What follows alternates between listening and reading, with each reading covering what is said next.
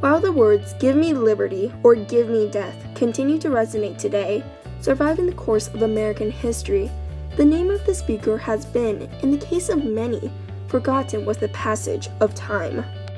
However, this one man, who is now only recognized through his most eloquent mind, was far more than a simple orator with powerful words. He was an attorney, a governor, a planter, and a founding father who would rise in the ranks to a position of power from a societal standing of outcast and failure. He would help lead the colonies into the Revolution for Independence and greatly influence the passage of a set of guarantees for each American and their individual liberties that continue to affect the United States today.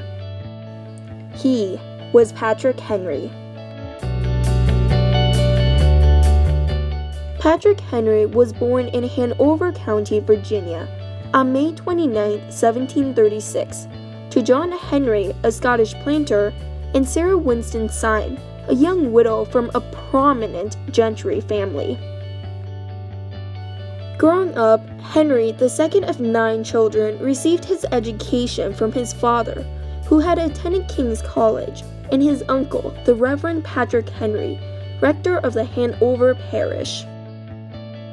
While Henry held true to his Anglican beliefs throughout his lifetime, as a youth he had often accompanied his mother to sermons given by the evangelical Presbyterian Samuel Davis, whose oratorical style would have a strong influence on the young Henry.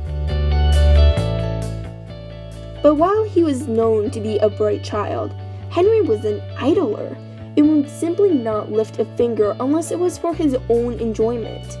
By the age of 10, his family knew that he would not follow in his father's footsteps to become a farmer, and began placing an emphasis on his education. But the young Henry could not commit to his schoolwork either. Henry would, ironically, at the age of 18, become a farmer, despite his early reluctance, after he married Sarah Shelton.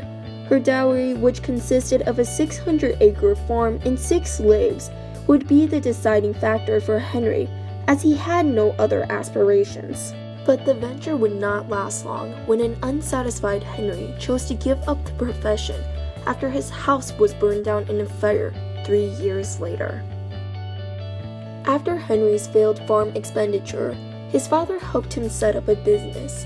However, this would also end in a failure, as the company went bankrupt soon after its founding.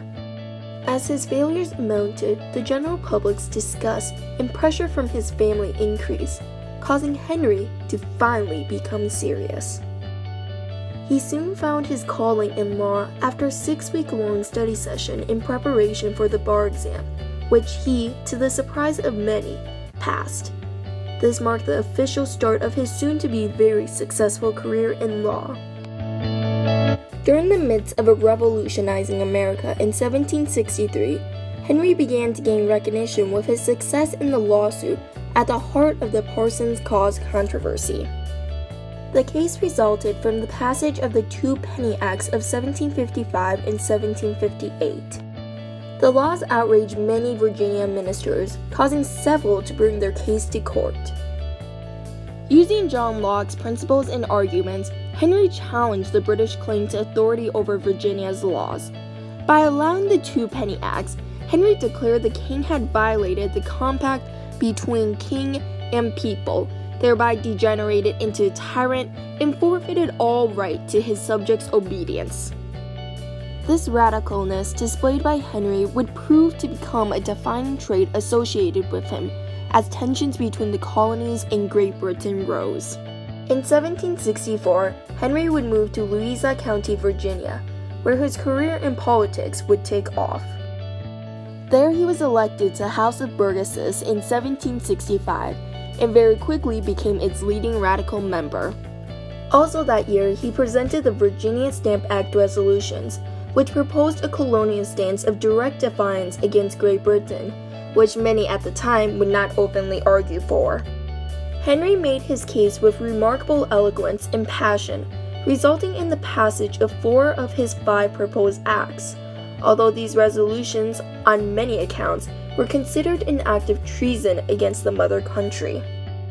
These resolutions established Virginia's reputation as an opponent of British imperial policy and helped to define the basic constitutional arguments of the American Revolution.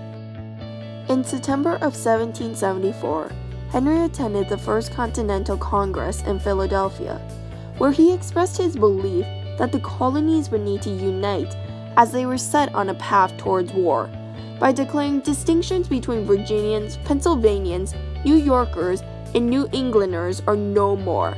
I am not a Virginian, but an American. When war broke out in 1776, Virginia held a convention, during which Henry helped to write Virginia's new constitution, its Declaration of Rights, and a resolution to Congress proposing independence. On June 29, 1776, after the plan for a state government had been adopted, Henry was chosen by the convention as the first governor of the Commonwealth. While Henry had gained many accomplishments since the 1760s, it can easily be argued that his most important, lasting contribution to America would occur in the summer of 1788.